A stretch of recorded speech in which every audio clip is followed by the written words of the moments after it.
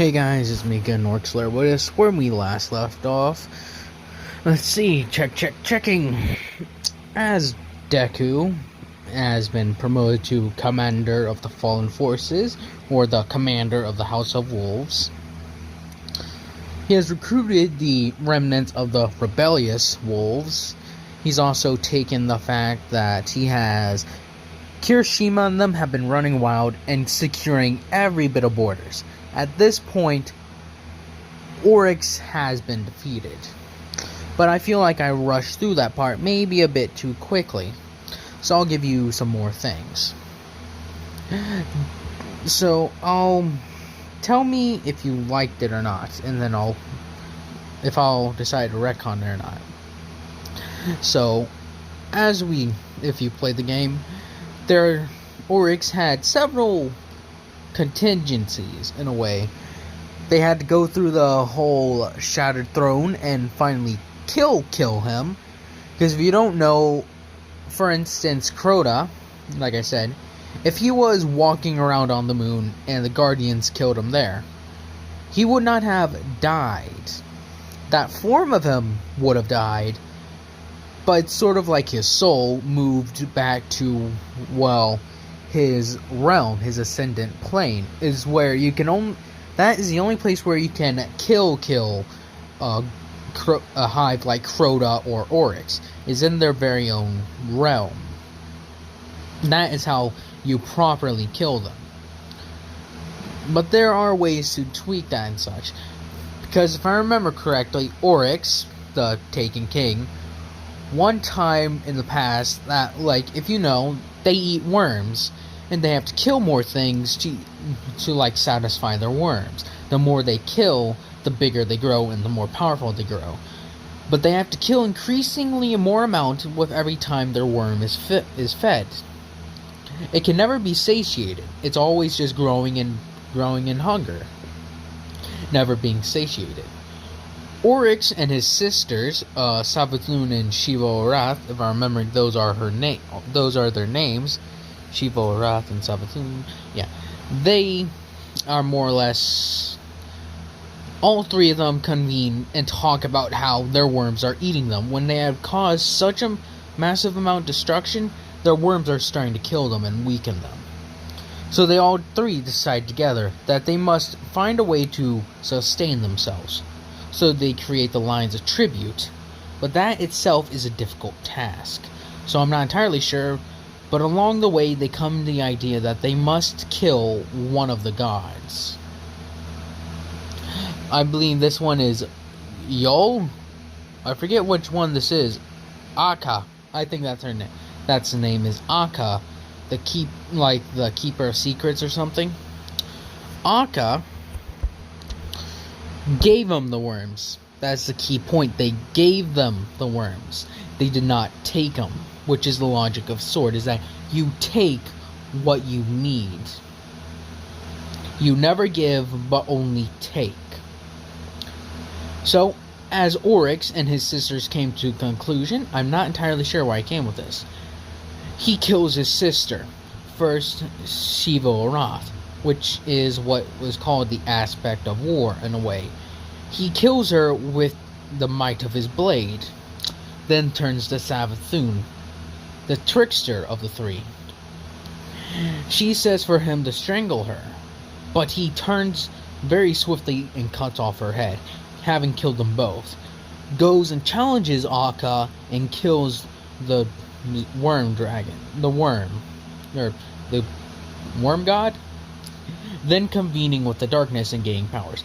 Eventually after that, he somehow summons the two of them back to life. So I think death is a relative term. I believe is a wording you use. Death is relative, and same thing goes with Omnigul. Apparently you kill her several times, but she undoes her death somehow. But Oryx has shades and such, and they have to go into his ascendant realm to kill him. I'm not entirely sure where I was going with this, but I believe I had an idea. At one point, when everything has sort of calmed down after Oryx's defeat and such, the shades and such, he has multiple shades. they start to move around and do things.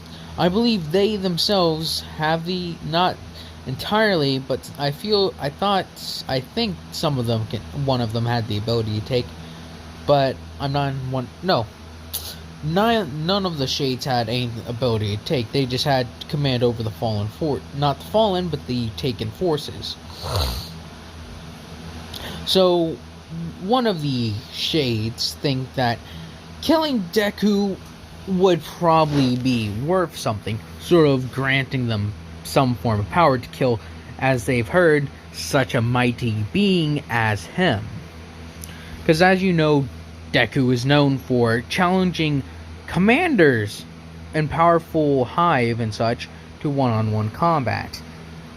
And most time they accept because they see no higher honor. Because the Hive I believe most of the Hive at least believe in killing something from the front, like corn. Ding!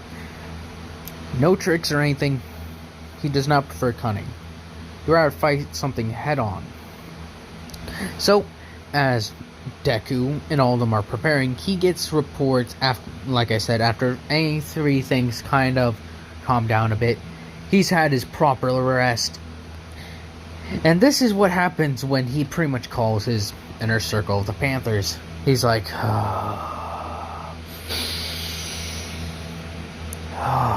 as they're all like just like sitting at a table, they're like, when was the last time we slept? I have no clue. Kirishima, how goes the border? He's like, well, we've secured all the borders from what we can tell, and thanks to those ambitious fallen, we've taken back several skiffs, catches, well, dozens of skiffs, several catches, and a few medium-sized ships with quite a bit of supplies. Alright, what about troop-wise? How are we doing there? Well, thanks to thanks to certain fallen and such, we've been able to promote a few of them. You guys didn't want any promotions? Kaminari pretty much essentially says, I'm a worker, I'm not a leader. Dobby says he and his teams just are explosive experts, we don't like to lead. Twice says he's also a mechanic, he doesn't care about leading. And Mina says that she follows Kirishima. Toga essentially says she follows him, so they'll have to decide who amongst the fallen and awoken shall be given command of the newest ships, which is gonna be your area, Deku. He's like, why? Well, I don't think the awoken are quite ready to allow the fallen to have access to ships. Some of them are still kind of prejudiced against them. It's like, good point. No, make it a point to be there on those meetings. Kaminari, how goes the upgrades? Well, thankfully, Kaminari hasn't been blasting away ships, so we've been relatively easily repaired. And the scraps that are left, pretty good condition. Able to upgrade some of these parts and actually even attach them to new things. So ships and the fleet and such is in tip-top shape. And what about things about the Dreadnought, is what he asked Toga. Well, it seems that the Guardians and such are doing an excellent job of dealing with forces there. They killed the Bond brothers, a group led by Sato. Good. Well, as you know, Sato, you remember him? He's like, yeah, I think Sato was there with Endeavor, whoever. What about it? Well, they killed the Bond brothers. Valis Tark, I believe is... No, not Valis Tark. He killed the brothers Valis Maul and Valis Tarun, or whatever. I forget their names, they're very confusing. Valis Maul, like M-U-L-L. M-A-U-U-L, I believe is the name. Or M-U-A-U-L. I forget. But they dealt with them. That'd be good news for us. And they're dealing... Nana Shimura is dealing with taken forces that may try to lay claim to the throne, like this Alakul the Darkblade. Yeah, he's calling. The Erismorn did a preemptive strike, and apparently Momo, Suyu, and Ida, that one guy, are quite literally chasing after a guy called Malak, Pride of Oryx. Good. And Varix talked about that we ourselves have some taken that we've managed to trap here. It's like, how the hell did we manage that? I have no clue, and I don't care. Alright, continue forward. Is there anything else? Well, the Fallen seem to have reintegrated back in. It's just like a list of reports and such as they're going through it. I wanted to give you guys some details. I don't know if you guys like to hear this, but I'm sorry. Tell me if you like to hear these like details and such over legitimate details. Alright, how is Ether production going? It's actually going really good. The only problem is we may want to start thinking about ways to find more organic material. I believe if we talk with the cities, that we could find a place to start up something that we could use to process organic material. Because I think they could. It says organic material, but it doesn't explain what. Does that mean they could process meat and such to turn to ether? Just normal things like water, air, plants, what? So as they look over to the options and they sort of put that on a thing, contact city. As they all just start talking about, so Deku, how are you enjoying your new position as King of the Reef?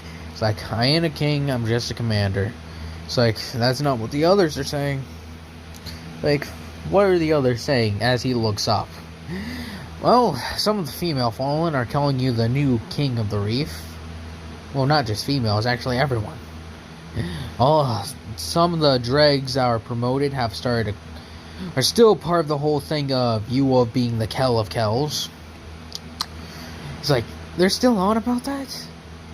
They're like, well, you're pretty inspiring as it is, you charismatic bastard. Like, indeed. Oh, and it also seems that several of the children are starting to imitate the Panther colors. Yeah, so that's gonna be a thing. He's like, wait, they're imitating our colors, or they are wearing it? They're wearing it, and this is causing a tiny bit of friction, but most of them understand since you are pretty much being, not vilified, but, uplifted to a higher status. So they're starting to imitate your style and hoping that they too will become strong. Some of the others have also abandoned the House of Wolves colors. Like that captain, that wolf captain, you know. Well, he's no longer a wolf captain, apparently. He's a panther captain. Which doesn't make much sense. And, you know what? How about we all take a break? They're like, oh, really? Okay. What are we gonna play? Well, in the city, they have a game called... In the city, they have something called... Well... Poker? It's like, oh, I heard of that. Yeah, I think I've heard some of the Crosshairs, whatever their names are. Do talk about that and play a bit. You guys up for a game? They're like, sure, why not? As they all just start grabbing like chairs and such and form a nice little table. It's like, alright, who's dealer? Deku's like, I'll be dealer. As he's like, alright. You guys are familiar with the game? Yeah. As they go into play. Toga, Kaminari, Kirishima's knocked out of the thing quickly like that. Mina, Toga, and the rest of them are in there still, being very smart and very sneaky. As they're like, alright guys, so what do you think? As we cut to a part right now. It's been like an hour later, and right now they are betting things, quite literally. They're like, alright, I bet the clothes on my back. He's like, deal. As then we cut back to earlier with Varix, and Petra again coming to Deku's quarters. Come check up on him. With them like, so Varix, how are things going with the Fallen and such? Very good. Everything stable. No. Actually, yes. Everything's going quite well. No. No. He's like, getting tired, Varix? He's like, tiny bit. But I can keep going. With them then explaining that there isn't anything that wrong, actually. The Fallen are relatively content. No Fallen or Awoken are trying to kill each other. Everything's kinda at peace for the moment. Ares thinking about this, then we must prepare. Petra's like, why? Well, think about this. The calm before the storm, so we should just be better to be prepared. Like, indeed. So, why are we going to visit Deku? Well, I've been hearing stories and such that the Fallen are calling him the King of the Reef. So I was going to ask him what he thought about that. Well, he would be King of the Fallen or something, not the King of the Reef.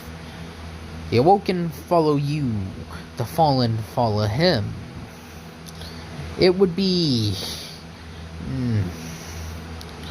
It would come to situations where if he was King of the Reef, he would be sort of forced to choose between the Fallen and Awoken, either earning praise from the Awoken or hate from them, based on his decisions. And he's always said that he serves the Fallen. Well, not always said, but he has this feeling that Deku serves a similar thing to him. We serve the Fallen, ensure that they survive. And at least trying to be somewhat like the Fallen of the Elixir of old. Yes.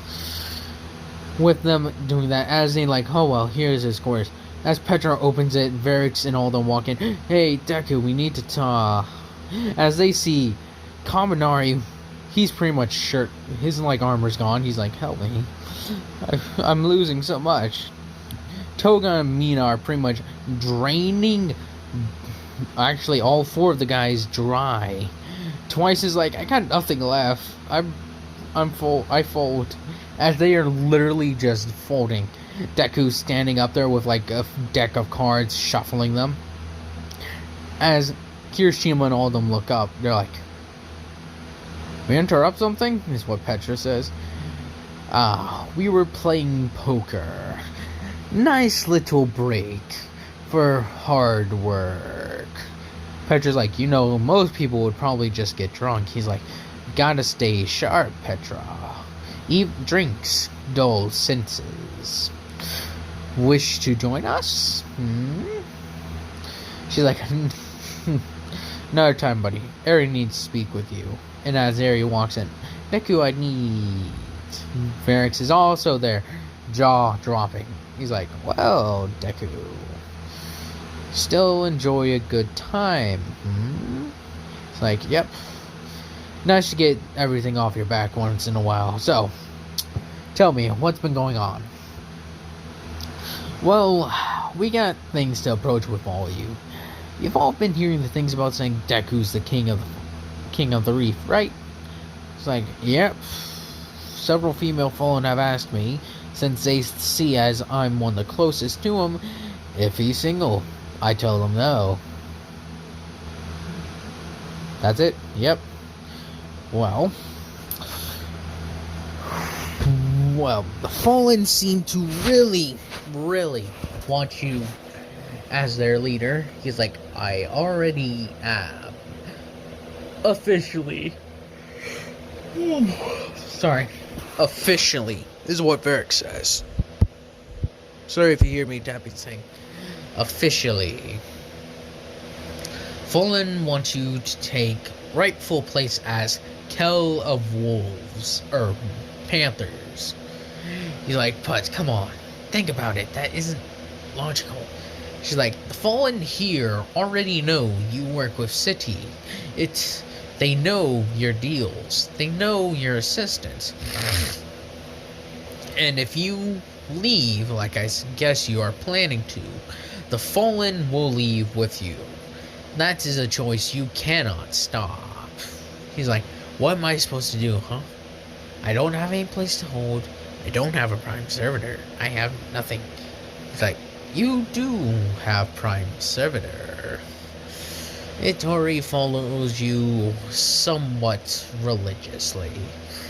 The prime servitor in this case has heard about the tales of Deku and sort of its own very own, not fanatic, but undying loyalty. Like, that ain't gonna work. And at this point they get reports, hey, a massive taken force and Hive force is assaulting several awoken outposts. It's like, where are their numbers? As they like rush out to figure this out, it's like, sorry. It's like, as they bring up the whole message and saying massive amounts of fallen, Hive and taken activity along these borders, along the shattered shore, not shattered shore. I believe it's just called, yeah, the Shattered Shore, whatever.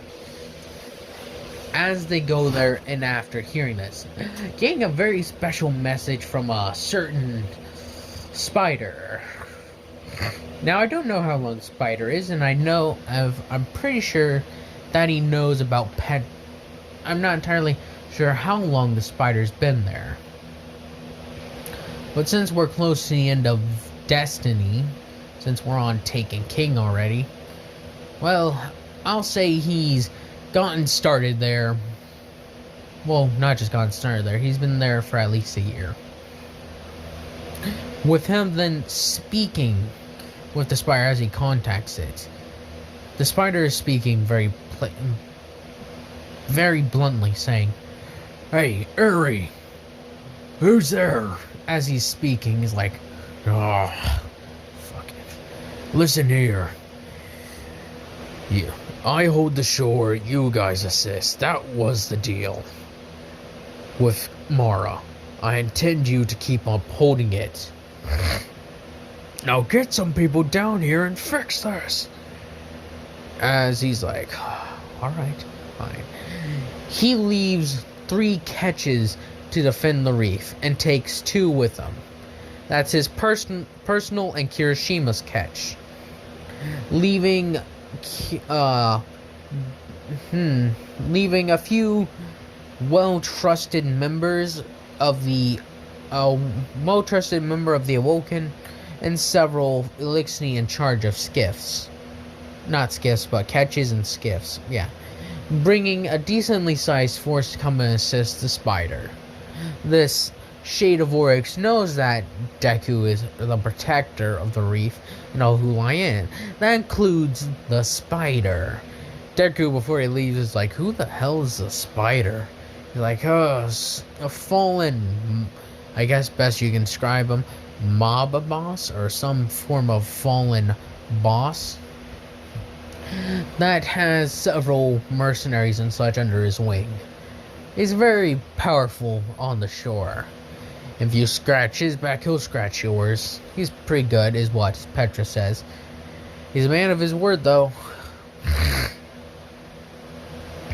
He's like, alright. So, as he makes landing, getting into contact with some of the Spider's mercenaries, saying that, tell us where to go and we'll deal with the problem.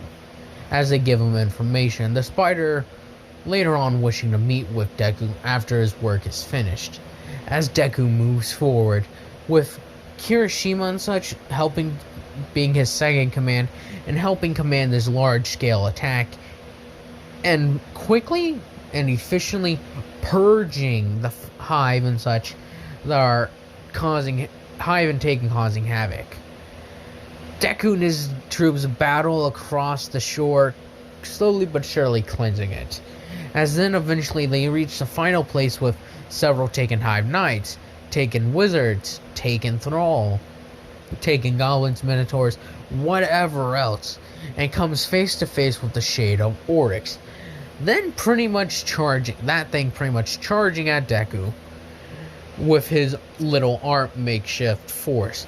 As Deku comes rushing in with his royal guard, I believe they're called. There's the Panther's Fang? Yeah, the Panther's Fang. As they come rushing in, bashing, and pretty much colliding with the Hive and Taken alike. Cutting through them very proficiently, with Deku rushing in with his shrapnel rifle, blasting away at these Hive and Taken. With this shade of Oryx eventually being brought down and killed. Being aware that, well, I thought they killed him, but oh well. With Deku and such, then meeting with the spider, as he's like, so, you're the Panther. Different than I expected, but you don't leave me unimpressed. Thanks for upholding the duty. Thanks for doing your job, Panther. It's like, no problem, Spider. As he goes to leave, he's like, if you ever get tired of fighting for the reef, I'm always hiring. Keep that in mind. As he then leaves for a reef, returning with his little ship. As they're all talking over the intercom, basically saying, well, that was a lot easier than I expected it to be. It's like, indeed. But, sorry. And then again, we've been battling against the Hive and Taken for quite a while, so it doesn't surprise me that we are more than prepared to handle it. So, as they return, they come back to a pretty bad sight. Several awoken ships are pretty much aiming, well, guns are already pointed at the skiffs and catches at the falling. Deku calls and he's like, what the heck happened? I thought you said everything was good. He's like, we thought so too, but some of the awoken have gotten pretty upset that they themselves weren't given command of the skiffs instead of being subjected to being on the lower rung than the fallen. He's like, okay, get everything. Eri, get your people, get the awoken railed in, and I'll get the fallen railed in. What's the deal with the awoken? Seriously. As he cuts off transmission. As he then opens comm channels with the others saying, hold your fire. So bitch. Him pretty much saying, hold it and calm down. The fallen immediately not listening.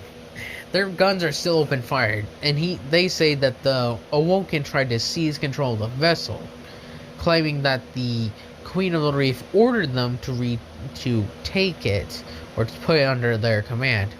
The fallen resisted, and then a bit of blood was spilled. Deku asking, what does he mean? A fallen vandal was in a shot. Then the awoken, which numbered 12 at the time, were killed. He's like, for one vandal, you killed 12 of them. He's like, we didn't mean for it to happen like that. Alright, they just are really bad. Just some snot-nosed, just some pompous, arrogant fools that were trying to take it. It's like, oh god. The political terrain is now going to become crazy. So, yeah. With Deku then marching into the throne room at this point, with a few of the crosshairs and the other fallen pretty much standing guard as he comes in, with the few that tried to take control over the catches being met with Deku's fiery gaze as he walks up, saying to them that because of their ignorance and arrogance, that 13 lives have been lost. And he sort of is almost borderline, not blood mad, not like blackout rage. He's just very mad, borderline ready to throw them over a ledge. with him speaking to Aerie, saying that this could not be allowed to stand for. She's like, they were just what? Trying to lay claim that the fallen aren't that shouldn't be trusted with these catches and such. They had Oryxes. The fallen I chose were the most trustworthy, and they kept their part up. They didn't open fire immediately. Anyone else would have.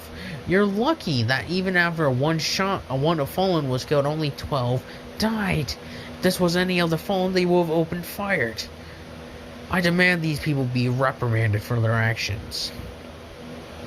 Aerie hesitant, with Varix and Petra eventually showing up, hearing this, that they caused unneeded deaths while we were away, and if things had gone really bad, all the fallen, which are armed with better weaponry, or at least equal or better weaponry than your soldiers, I think he puts that in quotations.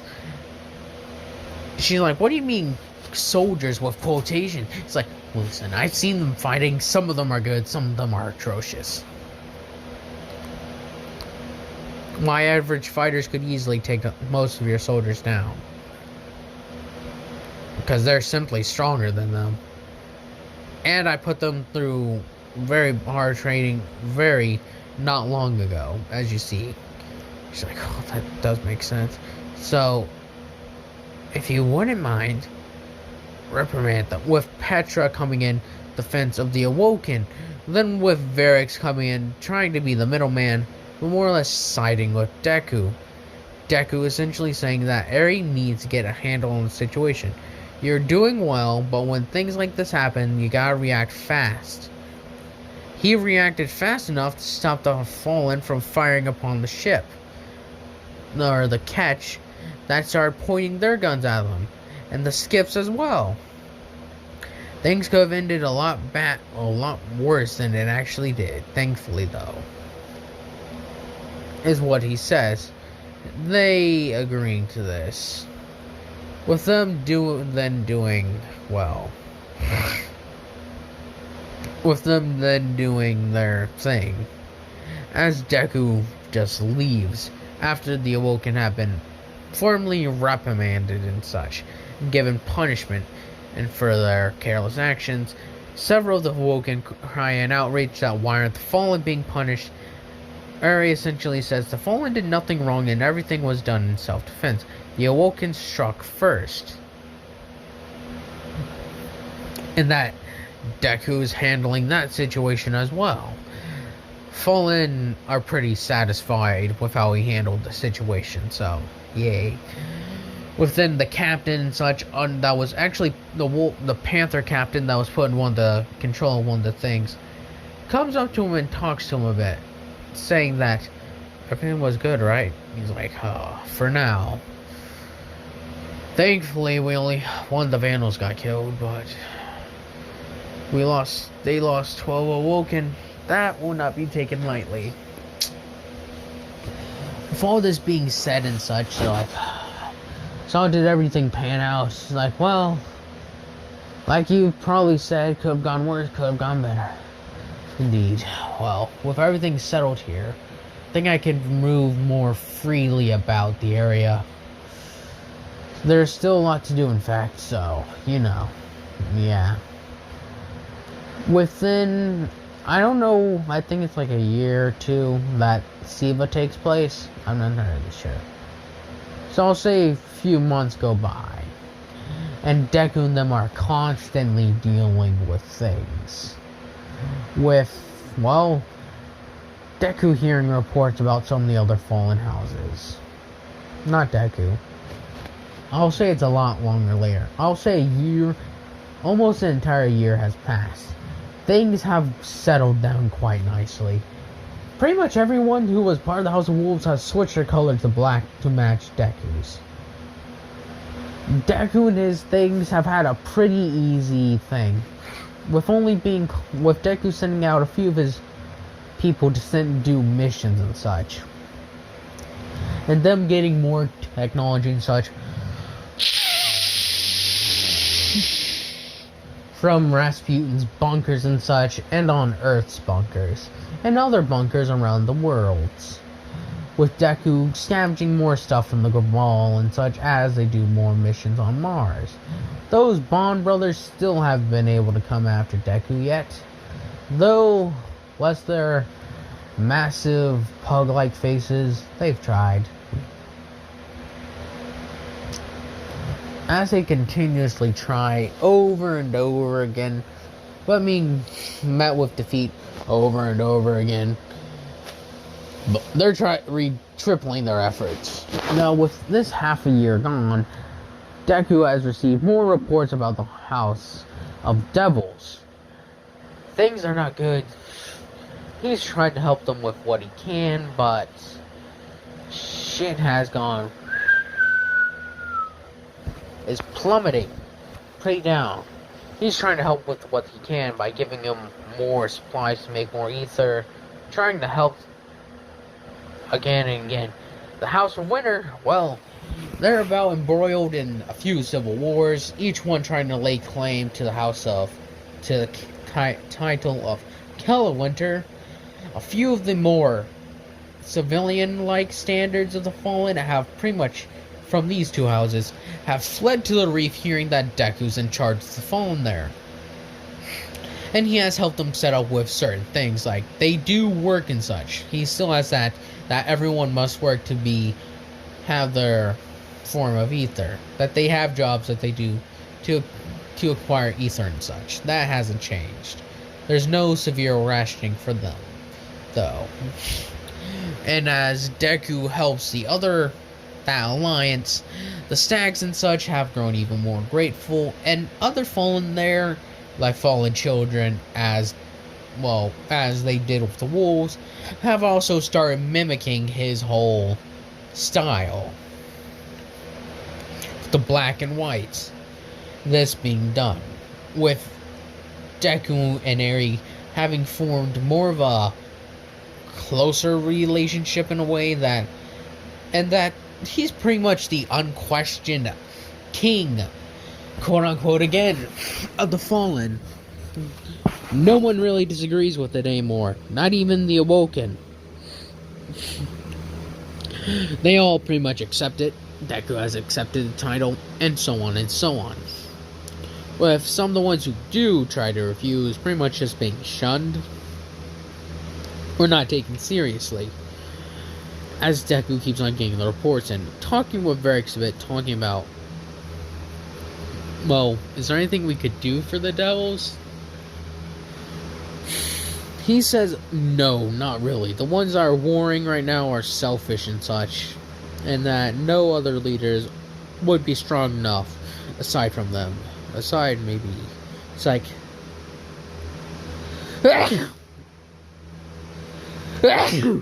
Sorry. As then, Oryx talks with Deku more about it. Now, let's say it's just a year that it takes Siva to pop up. Or a year and a half. With Deku talking more with Oryx.